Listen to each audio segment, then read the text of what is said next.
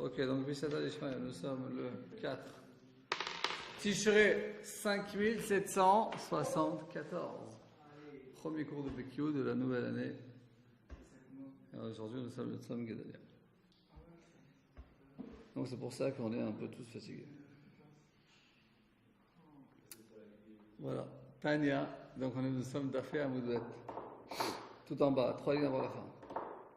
תניא רבי בנימין אומר, שניים שחסו להתפלל וכאדם אחד מהם להתפלל, ולא המתין את חברו, ויצא טורפין עוד תפילתו בפניו, לברייתא, donc רבי בנימין nous dit, deux personnes qui sont rentrées prier dans un Beth Knesset qui est dans les champs. Et il y avait un cours avec David, le jour où j'étais pas là. C'était lundi dernier. Et ils sont arrivés où on est arrivé. Ok. Donc c'était une sorte de Beth Knesset qui était en dehors, qui était dans les champs, qui n'était pas dans la ville. Et Kadam Echal même il y a quelqu'un qui a devancé l'autre, c'est-à-dire qu'il a fini sa prière bien avant l'autre. Et l'homme ici travailleur, il n'a pas attendu son copain, il est parti. C'est comme si on lui jetait cette fille-là dans sa face. Quoi. Il fait cette fille-là. Ils sont deux dans un champ. Ils sont rentrés, ils ont fait la fila. Le train il est passé, hop, il est parti. Il a laissé l'autre pourrir comme ça, tout seul avec les brigands qui peuvent passer, machin, ils n'ont rien à faire le type. Il laisse tout seul. Alors il dit, t'as fait notre filato befanav. C'est comme si je voulais lui rejeter sa fila dans sa face. J'ai marre de t'aurais fait un chobé à peau.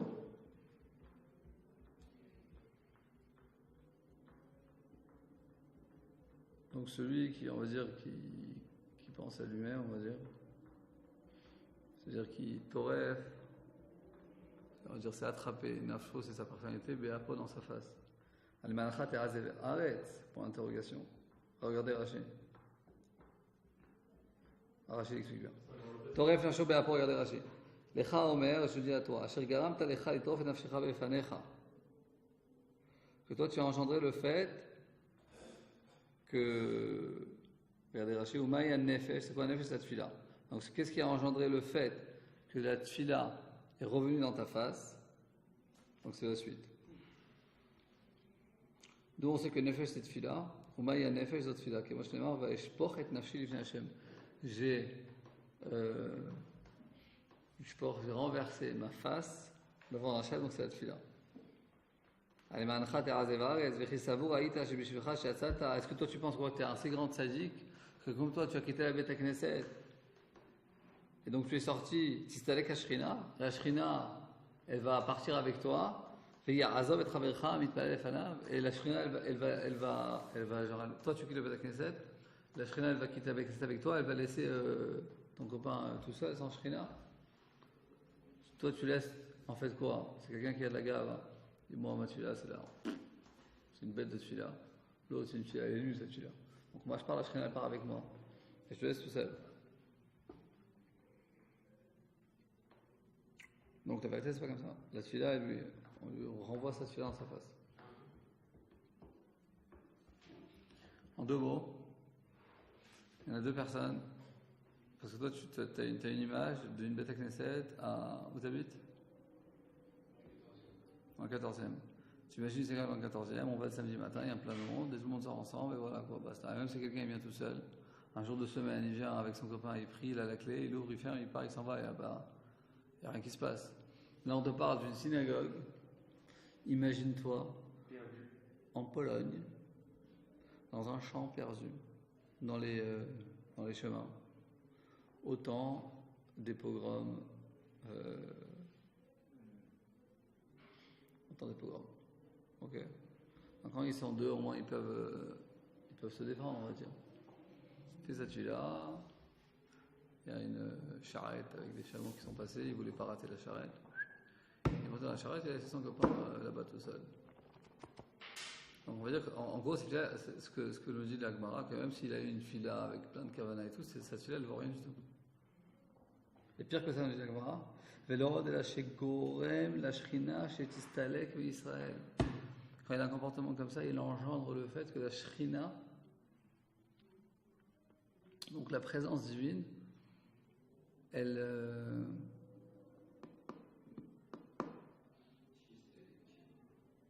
comment on dit Stalek ? Elle se fait renvoyer du peuple juif. C'est-à-dire, elle s'envole, elle s'en va. Chez Neymar, parce que c'est ce qui a marqué Vayatek Tsug Mimkomo. Il y a une tour à la Kadosh Baruch Hu, tour à Kadosh Baruch Hu. Et donc Vayatek, il est parti de sa place. La place de la présence divine, c'est dans le Beth Knesset. À cause d'un comportement de quelqu'un, et bien aussi à Kadosh Baruch Hu, il est parti de ce Beth Knesset. On sait que Tsur Sakadosh Baruch Hu est marqué Tsur Yaledechat Teshi. C'est dans notre paracha, on a lu ça hier. Tsur Yaledechat Teshi Batishkach El Mecholelecha. Hein?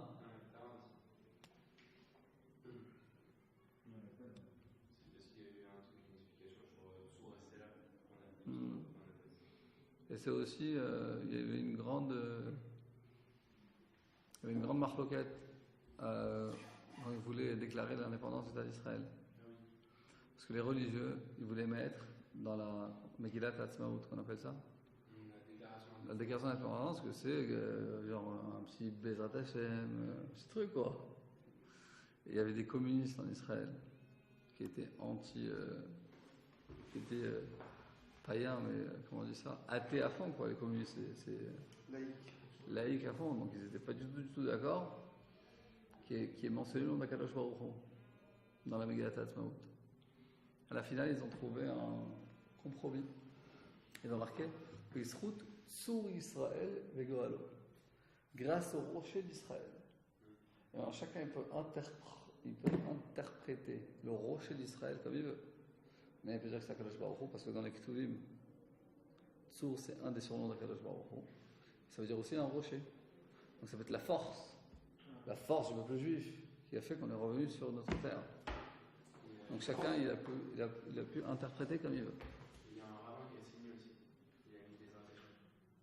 Ah, dans la signature? Je crois que c'est le Rav Herzog. Non, Rav Rashi d'Israël.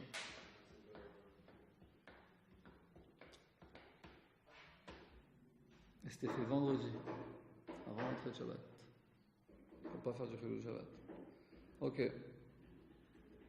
Donc, Shamar Tsur Yaledechat Teshi. Tsur, c'est le rocher d'Akadosh Baruch Hu. Yaledechat, c'est tes enfants. Teshi, c'est on a fatigué Akadosh Baruch Hu à cause de nos mauvais comportements. Ok. Ok, donc très bien. Et si effectivement, il a fini cette fille-là, il a attendu son copain, il n'est pas parti. Masrao, c'est quoi son mérite? Amar Rabbi Yosef Rabbi Chanina, Zochel Ibrachot Alalu. Il mérite ces brachot-là. Shenemar Lu Ikshavta le mitzvotai. Si effectivement tu iras selon mes préceptes, et nous dira Ikshavta, Rashon Amtana, c'est parce que tu as attendu les mitzvotai, Bishvil mitzvotai asher tzivit zigmol chesed, parce que moi j'ai ordonné qu'il faut faire du chesed avec autrui. Ok, donc toi, Ikshavta, tu as attendu ton copain dans la synagogue, donc tu as écouté mes mitzvot. Alors, c'est que la bracha va ikenahar shelomecha. Et bien, ton shalom, il sera comme un fleuve. Petite katra qui galait à Yam. Et la droiture de toi sera comme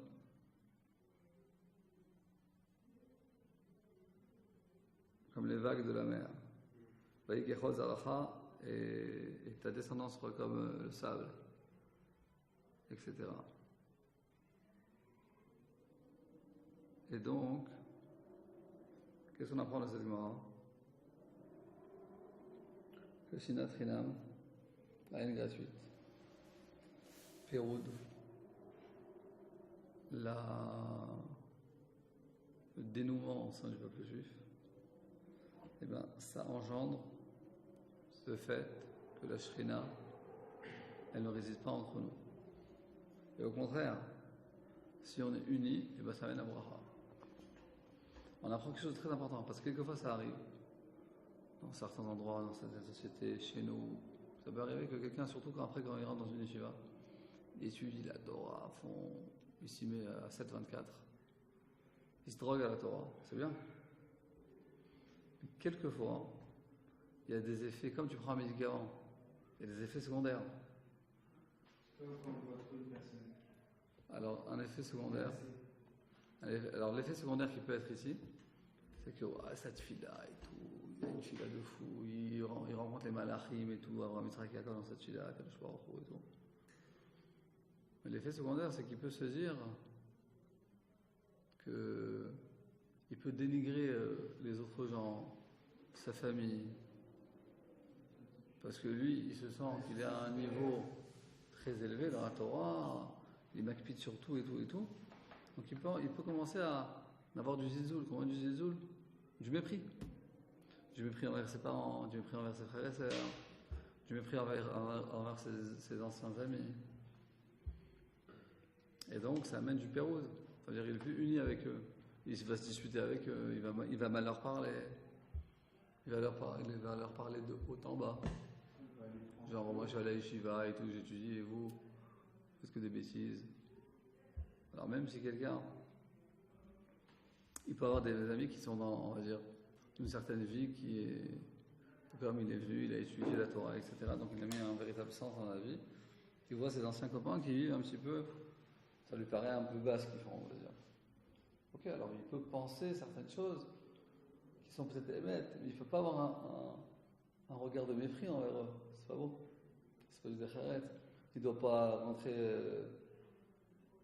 chez soi à la maison et directement dire c'est pas cachère et tout. Non.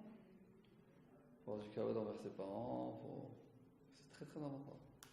Alors si quelqu'un il se prend pour un sadique comme ça dans la tefila et tout, et ensuite il a du mépris envers son copain, parce qu'on voit ici le type, il laisse son copain dans la synagogue et lui il s'en va, il le laisse.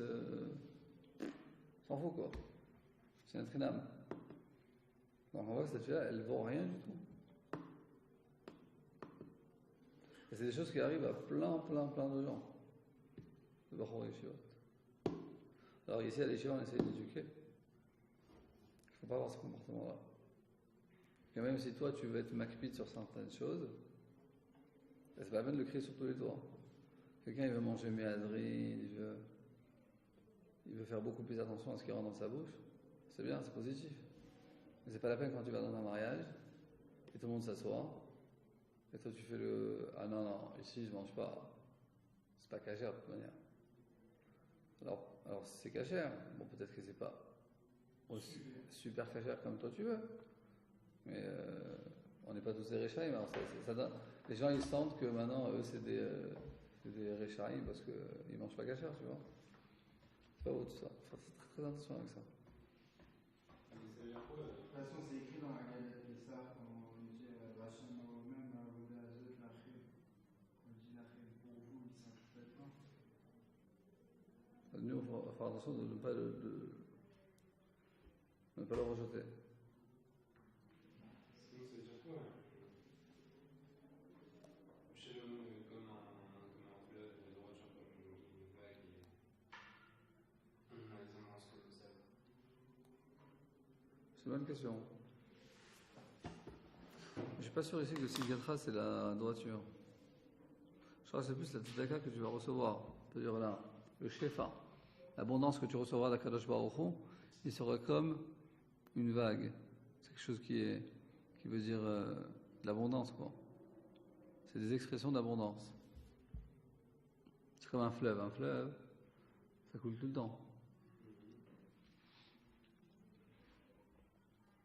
Les vagues, c'est quelque chose qui a un roulement. Donc à chaque fois, tu vas recevoir. Ça ne s'arrêtera pas, quoi. Parce que si quelqu'un, il vit tout le temps dans une action envers autrui, le avatrinam, donc il donne à autrui, il va continuer à recevoir par Akadosh Baruch Hu. C'est pas une sorte de cycle. Fleuve, vague, sable. Alors on peut dire que c'est une sorte de cycle positif. Que si effectivement quelqu'un, il a une ardoute avec ses amis, avec son entourage, avec ses amis qui sont plus loin, ou d'autres sociétés, alors effectivement c'est un certain cycle, c'est un bon cycle qui se déroule. C'est comme des gens, ils ont une certaine position dans la Torah, mais ils ont beaucoup d'argent, et ils ne vont pas donner que à la yeshiva. Par exemple, nous on a des délateurs de la yeshiva, on va dire ils ont une pensée plutôt sioniste. Ils donnent un autre yeshiva qui est sioniste, mais ils donnent aussi des yeshivas qui sont ultra haredi. Parce que, ok, ils ont de l'argent, ils donnent à l'un et à l'autre. Ils disent pas, non, moi je supporte que une sorte, quoi. Maintenant, les démons. Tanya, chez Prédan. Abba Binyamin Aimer, il m'a allé l'ibda reshut la'ain lirot, et kol beria yechola lamon mipnei hamazeke. Binyamin nous dit, si on avait pu voir, il m'allait, s'il y avait pu, ça veut dire si Akadosh Baruch Hu a donné la reshut, la permission, la'ain à notre œil, lirot, de voir tout ce qui est autour de nous. En kol beria yechola lamon mipnei hamazekin. Aucune créature aurait pu tenir, respirer, vivre face à toutes les... Comment t'as dit, Bézékim ? Les mauvais esprits, les démons qui sont autour de nous. Tu imagines, on a autour de toi des milliers. Plus que ça, Amarabae, Inhu Nefiche Minan, eux, ces démons-là, Nefiche, Merubim, comment on dit Merubim en français ? Nombreux. Minan, c'est-à-dire qu'ils sont beaucoup plus nombreux que nous. Vekaima Alan, ils se tiennent autour de nous, qui cassent là les ougia. Traduction. En fait, c'est comme si tu imagines-toi que tu vas dans ton jardin et tu fais un trou dans la terre. Quand tu fais un trou dans la terre, la terre qui avait C'est une espèce d'amoncellement. un sac d'amoncellement autour du trou. Pareil, ces démons-là, ils sont comme amoncelés autour de nous. Comme un amoncellement de terre autour du trou que tu as creusé.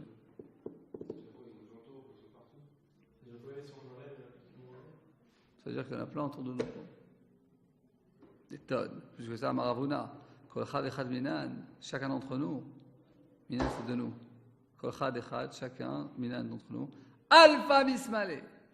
1000 à notre gauche. Veriva Vita Mimine. 10 000 sur notre droite. Oh là là. Rachid, regardez le deuxième lien dans Rachid Lirot. Si on pouvait voir tous les démons qui sont autour de nous, alors là, on ne pourrait même pas respirer. Nous dit le Rabbi Abraham Israq Cohen Cook dans son fameux livre Enaya à ce sujet. Il dit qu'il ne faut pas le prendre tout d'abord au sens propre. Rav Kook. Et il explique comme ça. Sur la première, ce qu'on vient d'étudier là, la première chose qu'il a dit à Abba Binyamin, c'est que si notre œil aurait pu voir ce qui est autour de nous, on ne pourrait pas vivre. Il explique. Ah, magnifique. On va expliquer ça en une phrase. Vous imaginez si les barbares d'il y a 1000 ans auraient eu la bombe atomique. Auraient eu la bombe atomique dans leur main. Il n'y aurait plus de monde aujourd'hui. Ok ? Très souvent, les gens ils se disent, mais pourquoi on sait trop peu de ce qu'on voudrait savoir. L'homme, l'humain. On voudrait savoir beaucoup plus de ce qu'il sait. Ok, il y a des centaines d'années, on ne savait pas comment aller à la Lune, maintenant on le sait. Maintenant, pourquoi Kadosh Baruch Hu, il a mis en sorte qu'il y a beaucoup de choses qui ont été révélées, mais chaque chose dans son époque, et pas trop avant. Parce que si ça aurait été dévoilé trop avant, eh ben, le monde n'aurait pas été assez mûr pour en faire un usage normal. Aujourd'hui, on voit que les Syriens, ils ont tué des milliers de personnes par de l'arme chimique. Et ben, il y a quand même le monde entier qui se réveille. Personne ne sait très bien s'ils veulent sortir en guerre ou pas contre eux, parce que la vérité, c'est tous des fous là-bas. Donc, ceux qui sont contre Assad, c'est pas des grands sadiques non plus. Enfin, c'est des gens comme Al-Qaïda. Donc c'est pas vraiment. C'est en fait, c'est la raison pour laquelle le monde hésite si attaquer Assad ou pas. Parce que la question elle est, c'est que tu renforces d'autres forces islamiques qui peuvent même encore pire, quoi. Alors si ils imaginent que si les forces islamiques qui sont contre Assad, ils vont gagner la guerre civile et c'est eux qui vont s'entretenir de toutes ces armes, c'est encore pire. C'est ça l'hésitation. En tout cas, on voit que le monde, d'une certaine manière, le monde civilisé ne laisse pas faire d'une manière ou d'une autre des fous furieux faire ce qu'ils veulent avec l'arme chimique. Mais il y a des centaines d'années où il n'y avait ni or, ni ONU, ni rien du tout, chacun fait ce qu'il veut, et les barbares conquérissaient les terres par-ci, par-là. Bah, s'ils avaient ces armes-là, il n'y aurait plus de monde, quoi. Donc ça veut dire qu'il y a certaines, nous dit le Rav Kook, que c'est ce que la Gemara veut nous dire, que si Akadosh Baruch Hu nous aurait donné la possibilité à notre œil de comprendre tout, ça aurait été invivable pour l'homme. C'est pour ça que tout se dévoile petit à petit.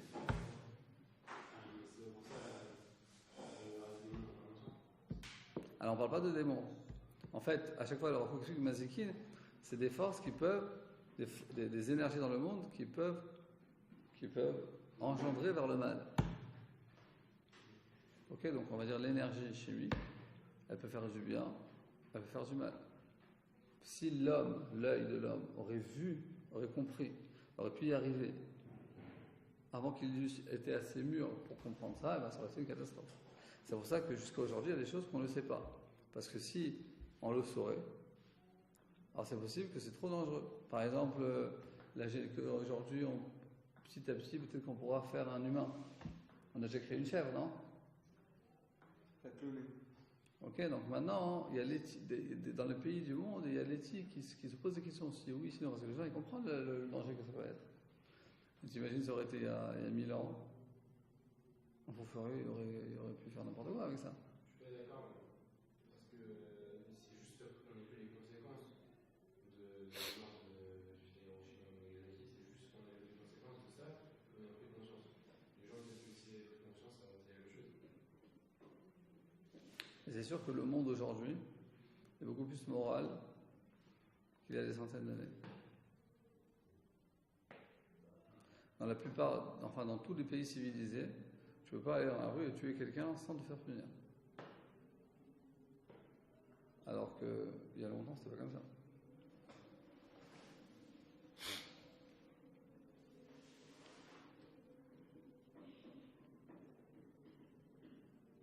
Parfait.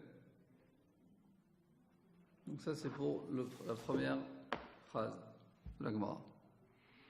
Ensuite, Rav Rabba nous dit, nous les fichiers minins, ils sont plus nombreux que nous et ils nous entourent. Alors regardez, très intéressant. Abaye nous dit que les mazikim, c'est pas rouge. Les mazikim, ils nous entourent comme un amoncellement. Et ensuite, Rav Huna, il dit qu'on a 1000 à droite et 10 000 à gauche. Donc tu vois, il y a une différence entre, il y a quelque chose qui est en fait un rond, et il y a droite et gauche. Dans la Kabbalah, dans l'Israël, et le rapport dans Orot HaKodesh, c'est un livre de Moussar, mais vraiment basé sur, il y a plein de passages de Kabbalah, et il y a un passage qui s'appelle Sod Ha'igulim Vayosher, le secret, tu écoutes, des ronds et de la ligne droite. Dans la Kabbalah, c'est marqué que le monde naturel que Kadosh Baruch Hu a créé, il est représenté par le rond, par le cycle de la vie. Ok? Par le phénomène, c'est qu'on avait parlé l'autre jour. Alors, Rav Chagai, il a parlé de ça quand j'ai mangé avec vous. Le phénomène du papillon, là. L'effet papillon. Il y a un cycle, il y a de l'énergie, en fait, que même si tu as une vache qui meurt, en fait, son énergie, elle va dans la terre, etc. etc. Il y a tout un... En fait, le mouvement, il est représenté par un rond. Le mouvement naturel dans le monde. On mange genre un œuf, C'est une des raisons. C'est le roulement de la vie, on va dire. Donc ça, c'est les Igoulim. Et dans les Igoulim, il n'y a pas tellement de Bechira Choshit. Il n'y a pas de libre arbitre.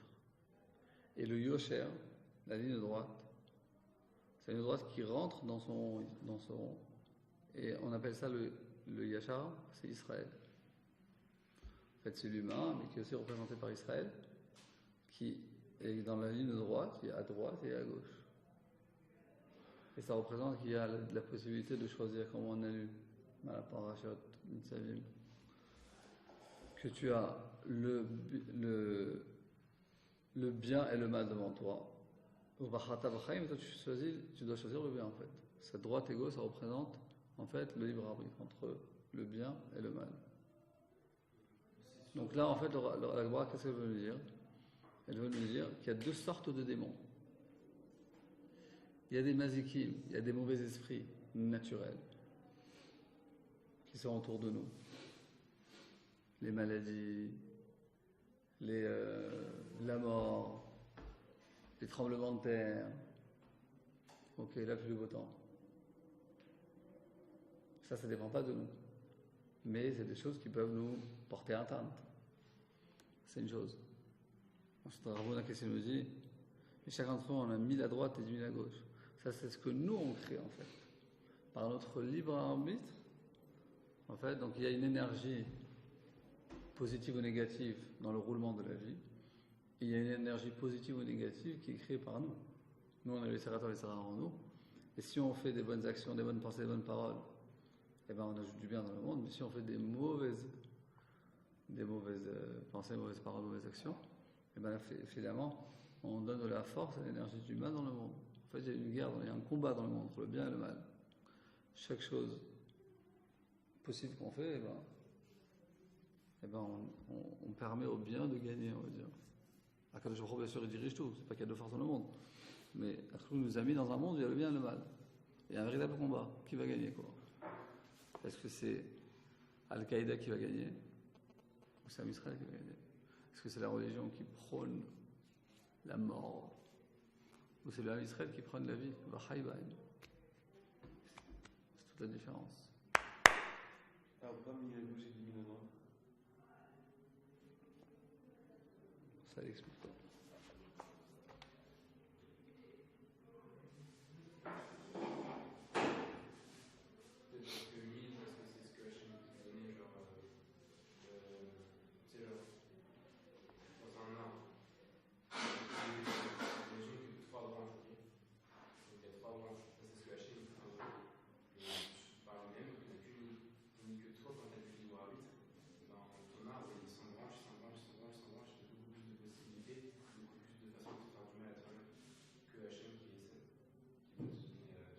Alors on va dire que quelque chose il nous met dans une certaine situation et nous on peut la doubler ou la tripler.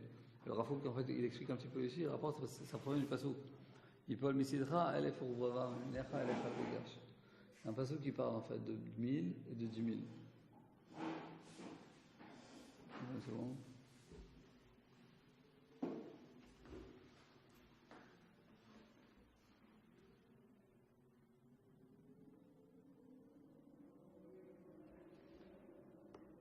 Ça n'explique pas. Regardez. Qu'est-ce que ça représente 1000 et 10 000? Le numéro 10, le Maharal explique, ça représente le Tzibour.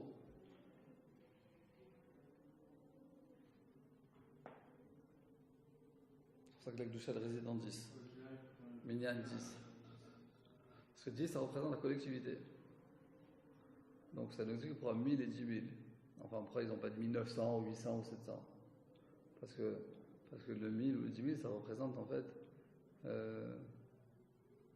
va dire un grand nombre, on va dire la collectivité du mal, si on pourrait s'exprimer comme ça. C'est pas seulement, on va dire, une action ou une autre action, c'est déjà quelque chose qui est beaucoup plus clali, quoi. Le 10, ça représente le clal. Donc ensuite, c'est pas, tu as fait une mauvaise action, une mauvaise action. Finalement, à force de faire des mauvaises actions, eh ben, c'est comme tu as un voleur. Un voleur, il vole une fois, il vole deux fois, il vole trois fois, très bien. Mais ensuite, il se dit, attends, on peut faire un groupe de voleurs. C'est plus du tout pareil si c'est quelqu'un qui vole tout seul ou ils font un groupe. Ils font un groupe Facebook de voleurs. Ça, c'est déjà différent. C'est-à-dire, c'est sûr que l'influence d'un groupe est déjà beaucoup, beaucoup plus forte qu'un individu. Alors, ça, peut-être que la Gemara va nous dire qu'il faut faire très attention. C'est-à-dire, on peut faire une association caricative de biens, et donc c'est un groupe, quoi, déjà. Et ça peut être une association de mafieux, quoi. Tout dépend de notre libre arbitre, quoi. Ok. Le rond, on a expliqué. Le rond, c'est les malfaits de la nature. Ah, c'est tout ça. Parce qu'il y a, on va dire, il y a un tremblement de terre. Un tremblement de terre, il y a un tzaddik qui arrache, tout le monde meurt. Tous ceux qui sont là-bas, ils meurent. La nature, on va dire. Il y a certains méfaits de la nature qui ne dépendent pas de l'homme. Ça, c'est le rond. Et la droite, c'est les méfaits ou les bienfaits qui proviennent de nous. Ça, c'est nous qu'on a le libre arbitre de décider. Vers où on va. Non, l'histoire, c'est qu'on nous dit qu'on a à droite et à gauche 10 000 et 10 000. Ça, c'est la suite. Mais la première Memra, Abaye nous dit qu'ils sont autour de nous. Ça, c'est quoi? C'est les méfaits plutôt de la nature.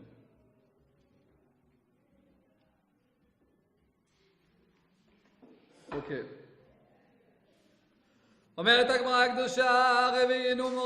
C'est bien ça avant Kippour de parler de tout ça. C'est bien.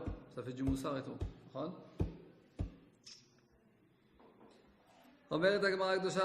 ça c'est les flames, c'est la suite. C'est magnifique. Aïdorka d'Avebekala, Minayoa, Veravaïdi Aïdorka. Le Dohak, on dit Dohak, tu rentres dans un magasin, il y a plein de monde. Tu n'arrives même pas à marcher. Comme tu vas au cotel, il y a plein de monde. Ça s'appelle Liot Bedohak, on appelle ça.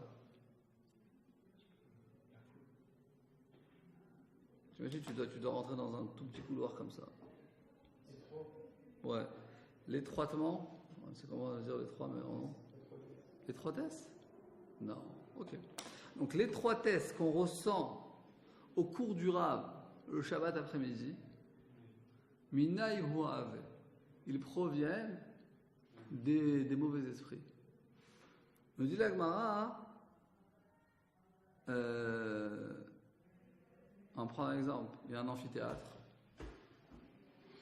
il y a un concert d'un chanteur, pas juif, rien du tout, une grande discothèque, on va dire, une grosse discothèque et tout, il danse toute la nuit, voilà. Et la clim elle ne marche pas, mais bon, les gens ils dansent, ils boivent, pour moi 3 attention, tu vois. Le lendemain, le Rav Amnon Yitzhak ou un Rav qui amène plein de monde, il loue la même salle, quoi. Il fait des cours de Torah toute la nuit. Et la clim, elle ne marche pas. Attends, là, c'est de la folie. La clim, elle ne marche pas, on ne peut pas étudier comme ça, c'est impossible, non. Les gens, ils se plaignent et tout, ils comprennent rien, ils ne veulent pas étudier. Tu es au Beth Midrash, la clim, elle ne marche pas, il fait très froid, tu n'arrives pas à étudier. Tu es en train de voir un film. Tu es à fond dans le film.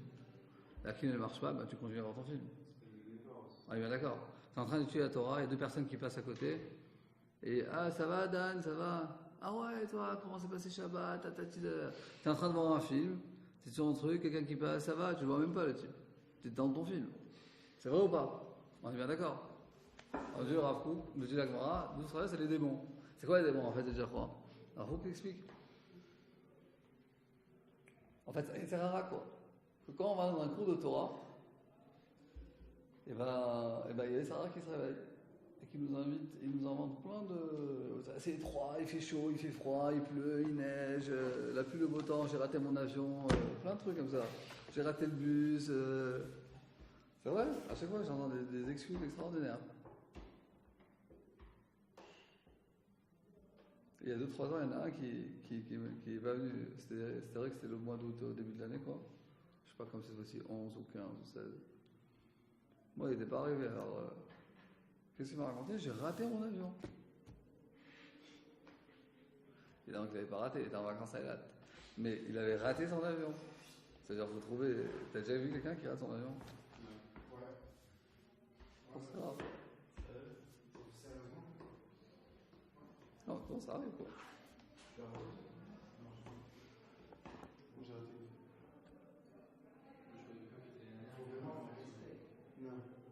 raté une fois. Vous allez voir Rosa?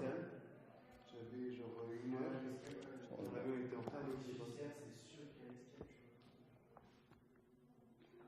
Alors, qu'est-ce qu'il dit, Rav? Il dit comme ça. Mitzad nefesh ha'adam ha'chama, du côté de notre personnalité, de notre sagesse, c'est-à-dire, va ta Torah. On aurait dû avoir l'amour de la Torah, de la sagesse, dans notre nature. Mais on voit la vérité, que quand les gens ils viennent au shiur le Shabbat après-midi, il est assez étroit et tout, etc. Pourquoi? Parce qu'il dit qu'il y a des phares dans la nature qui sont là pour obscuriser la lumière. En fait, il y a une lumière de Torah qui veut s'épanouir, se dévoiler dans le monde. Et il y a le Essara qui est là pour nous empêcher, quoi. C'est pareil quand on travaille, c'est de souci de Torah. question est si la Torah c'est un si beau trésor, alors pourquoi ça nous saoule? D'accord, mais je veux dire que si, c'est pas vous donner deux exemples complètement contradictoires. Un film et étudier la Torah. Un film et travailler, c'est pareil. Je veux dire une parallèle à la personne. Oui, mais le film, c'est que c'est un plaisir. Et normalement, l'étude aussi doit être un plaisir, l'étude de la Torah, parce que c'est la parole divine. Parce que là, il y a des gens qui, pour même travailler, c'est un plaisir. Donc ça veut rien dire. Ça veut rien dire. Dans le cas où un film, ça ne marche pas, personne n'a dérangé, tandis que si j'ai réagi. Non, c'est pour ça que j'ai pris deux exemples d'Afka très bien. Je t'ai dit qu'il y a un concert d'une fête, quoi, et la clé ne marche pas, et un shiur Torah et la clé ne marche pas. Je te garantis que quand c'est un concert, les gens ne vont même pas faire attention que la clé ne marche pas. Mais quand ça sera dans un cours de Torah. Dans tous les cas, ils sont en France, les gens.